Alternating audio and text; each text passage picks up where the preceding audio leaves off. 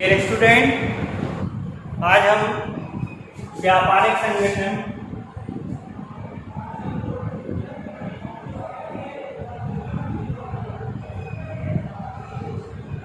कक्षा 11 व्यापारिक संगठन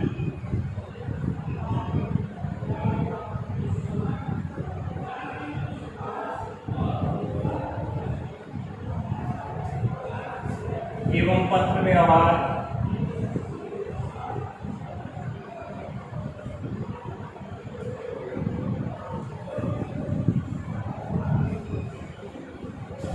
इकाई 6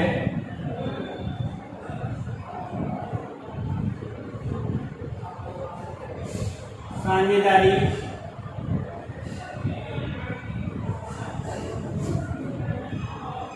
का अर्थ।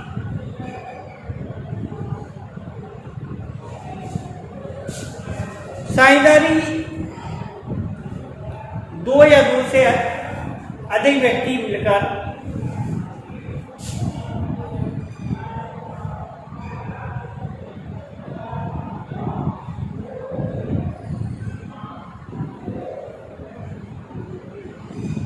दो या दो से अधिक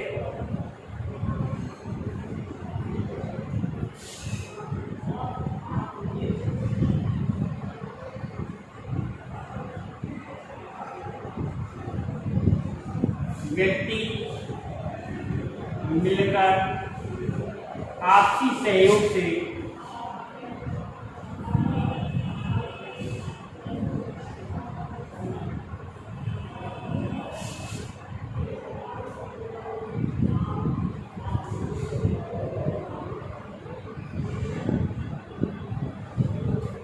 लाभ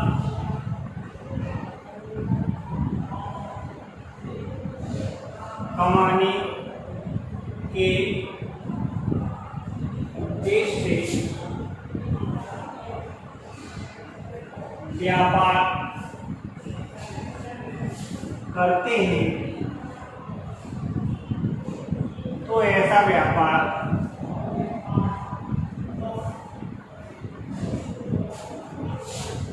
साझेदारी व्यापार कहलाता है।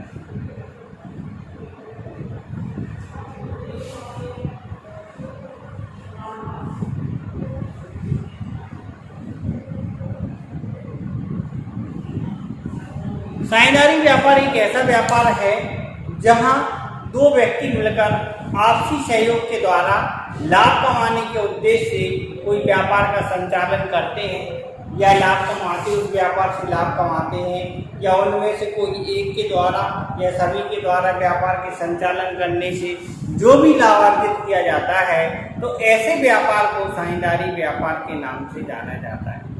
साझेदारी व्यापार एक ऐसा व्यापार है जहां दो व्यक्ति मिलकर आपसी सहयोग से लाभ कमाते हैं। तो ऐसे व्यापार जहाँ दो या दो से अधिक व्यक्ति मिलते, यहाँ न्यूनतम संख्या की जब बात की जाए तो साझेदारी में साझेदारों की न्यूनतम संख्या 2 होती है और अधिकतम संख्या 50 होती है। साझेदारी में न्यूनतम संख्या 2 होती है, अधिकतम संख्या जो कंपनी अधिनियम आ गया नया 2013 उसके अनुसार 50 होती है। पहले यह संख्या 20 होती है। तो इस प्रकार देखा जाए साझेदारी एक ऐसा व्यापार है जहाँ दो या दो से अधिक व्यक्ति मिलकर आपसी सहयोग से लाभ कमाने के उद्देश्य से व्यापार करते हैं और उस लाभ का बंटवारा आपस में कर लेते हैं जो भी लाभ कमाते हैं। तो ऐसे व्यापार को साझेदारी व्यापार कहा जाता है। अब हम देखते हैं एलएच हेनी के अनुसार।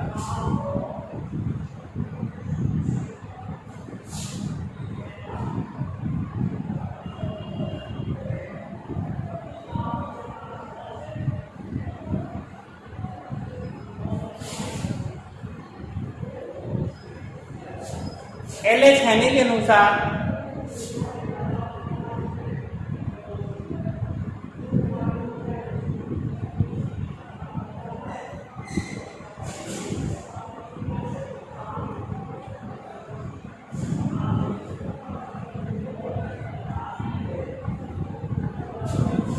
एल.एच. हेने के अनुसार साझेदारी की क्या परिभाषा है या किस चीज को हम साझेदारी कहते हैं, या एल.एच. हेने ने क्या क्या कहा है।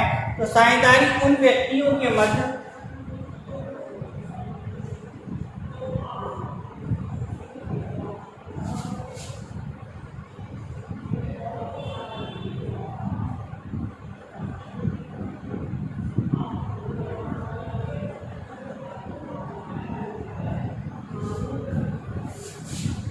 साझेदारी उन व्यक्तियों के मध्य पारस्परिक संबंध को कहते हैं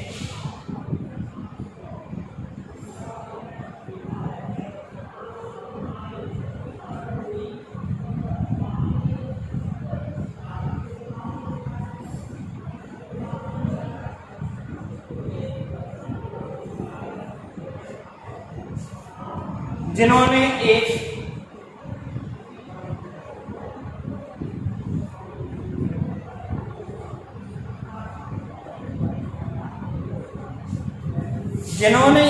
ऐसे व्यक्तियों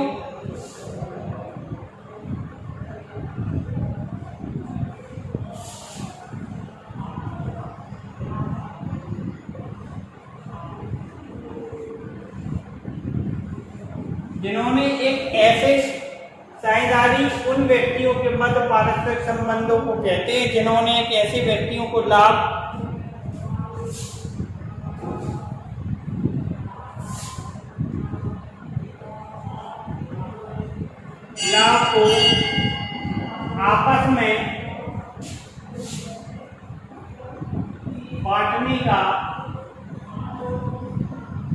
को आपस में बांटने का ठहराव किया है।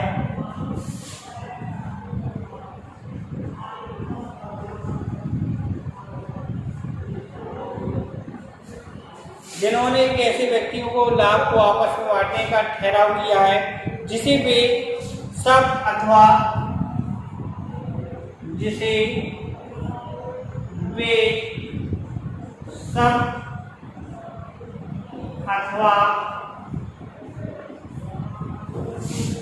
साझेदारी उन व्यक्तियों के मध्य पारस्परिक संबंध को कहते हैं जिन्होंने ऐसे व्यक्तियों को लाभ को आपस में बांटने का ठहराव किया है जिन्होंने वे सब अथवा उनकी ओर से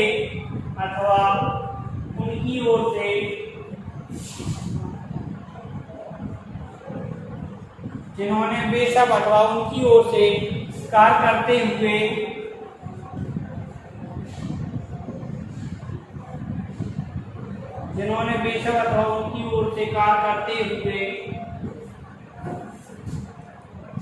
उनमें से कोई एक व्यक्ति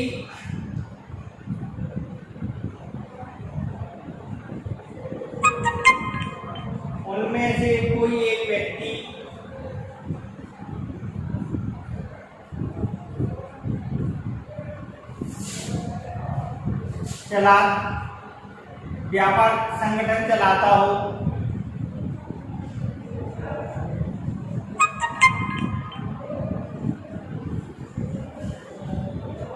तो साझेदारी उन व्यक्तियों के मध्य पारस्परिक संबंध को कहते हैं जिन्होंने एक ऐसे व्यक्तियों को लाभ को आपस में बांटने का ठहराव किया है जिसमें बेशक या उनमें से किसी एक के द्वारा उस व्यक्ति के द्वारा व्यापार चलाया जाता है जिसे वो तैयार होता है। तो इस प्रकार के संगठन को हम साझेदारी व्यापार के नाम से जानते हैं।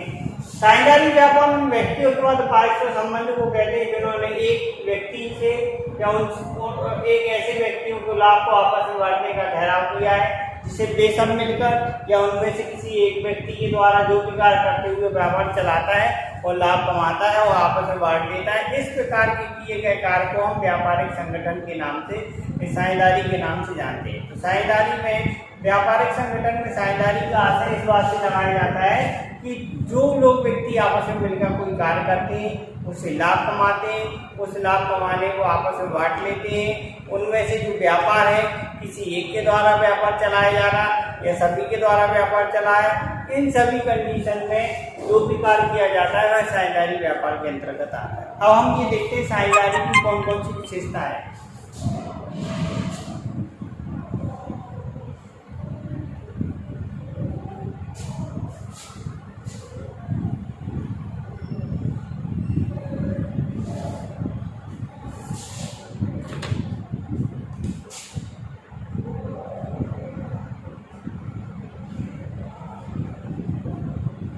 साझेदारी की विशेषताएं।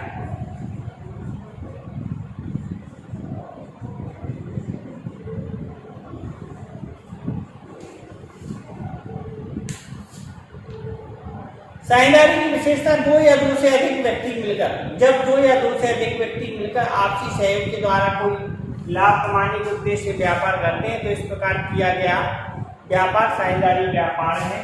तो सबसे पहले दो या दो से अधिक, जब दो या दो से अधिक व्यक्ति होंगे तो इस प्रकार से आपसी सहयोग के द्वारा कोई व्यापार करेंगे। इस प्रकार जो भी व्यापार किया जाएगा वह साझेदारी व्यापार किया जाएगा। तो दो या दो से अधिक व्यक्ति होना चाहिए। दूसरा, वैध अनुबंध।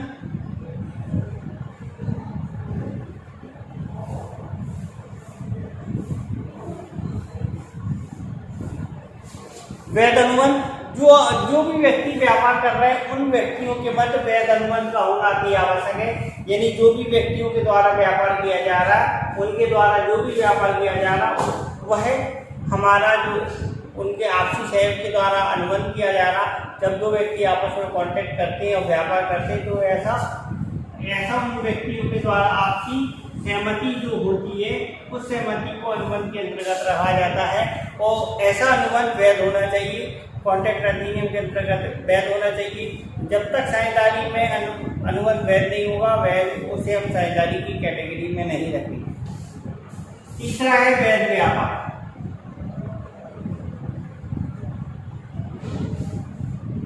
वैध व्यापार, जो भी साझेदारी में व्यापार किया जा रहा है वह व्यापार लीगली होना चाहिए। इलीगली अगर कोई साझेदारी कर रहा है तो वो साझेदारी की कैटेगरी में नहीं आएगा। तो जो भी हमारा व्यापार है वो लीगली होना चाहिए। जब हमारा व्यापार लीगली होगा तो उस प्रकार से कोई भी व्यापार किया जाएगा वो हमारा साझेदारी व्यापार की कैटेगरी, लीगल व्यापार। कुछ ऐसे व्यापार होते हैं जो सरकार के द्वारा अवैधानिक घोषित कर दिए जाते हैं, उनके उस प्रकार का कोई अगर हम व्यापार करते हैं तो उसे साझेदारी में रजिस्टर्ड नहीं करा सकते। या लीगली तौर पर अगर हम कोई व्यापार करेंगे तो वो हमारा जो व्यापार है सरकार के द्वारा उस व्यापार पर प्रतिबंध नहीं लगाया जाना चाहिए। अगर प्रतिबंध लगाया जा रहा है तो इस प्रकार के व्यापार को इलीगली व्यापार माना जाएगा और वह साझेदारी की कैटेगरी में नहीं है।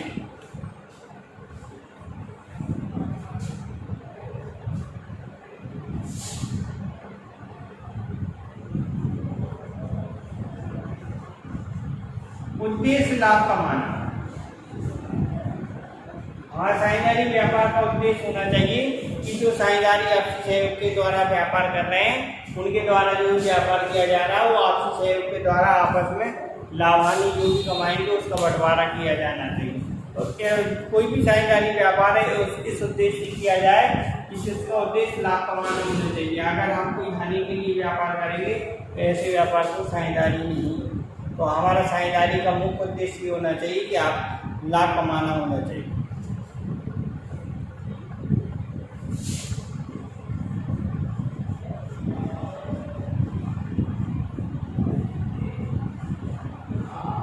लाभ का बंटवारा, जो भी साझेदारी व्यापार है साझेदारों के द्वारा जो भी व्यापार किया जाता है उसका लाभ का बंटवारा किया जाना चाहिए।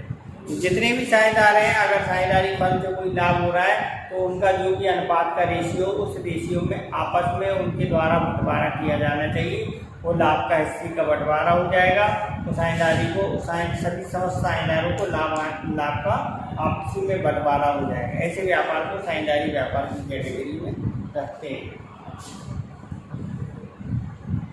असीमित दायित्व, साझेदारों का जो दायित्व है वो असीमित होता है। इसीलिए असीमित होता है क्योंकि साझेदारों के द्वारा अगर कोई भी व्यापार में हानि होती है तो उनकी उस हानि की पूर्ति के लिए उन्हें अपने व्यक्तिगत संपत्ति को बेचना होता है। तो व्यक्तिगत संपत्ति के आधार पर अगर कोई हानि होती है तो उस हानि की पूर्ति व्यक्तिगत संपत्ति से की जाती है। तो साझेदारों के द्वारा कोई भी अगर व्यक्तिगत संपत्ति है तो अगर उसकी हानि हो रही तो उस व्यक्तिगत संपत्ति को बेच के हानि की पूर्ति करनी चाहिए। ऐसे दायित्व को हम असीमित दायित्व के नाम से जानते हैं।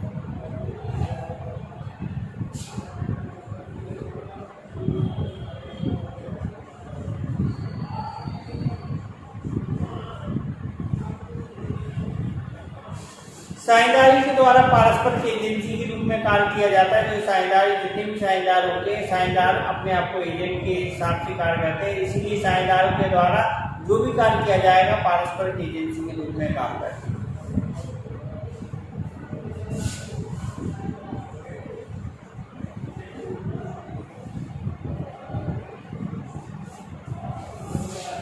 जो साझेदारी व्यापार है, साझेदारी हर एक व्यापार में साझेदारी व्यापार में साझेदारी का नाम होता है।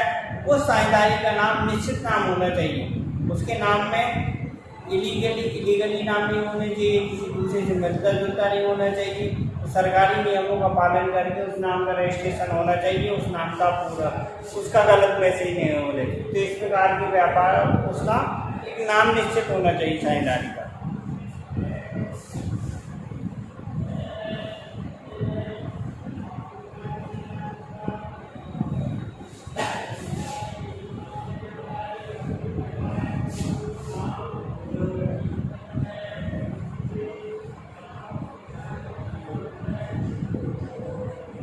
जो साझेदारी है वो एक प्रतिबंध के अनुसार किया जाता है, कॉन्ट्रैक्ट के अनुसार किया जाता है।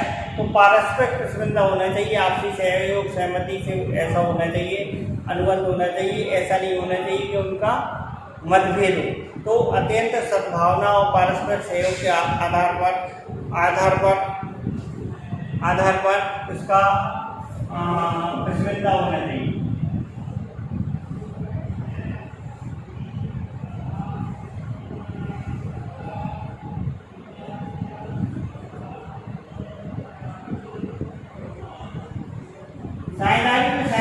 साझेदारों का जो भी पारस्परिक हित है उस हित का हस्तांतरण किसी अन्य को नहीं किया जाता है। इसलिए साझेदारी में इस बात को उल्लेख किया जाता है, साझेदारी में कोई भी अपने हित का हस्तांतरण किसी अन्य साझेदार को नहीं कर सकता जब तक कि समस्त साझेदारों की सहमति।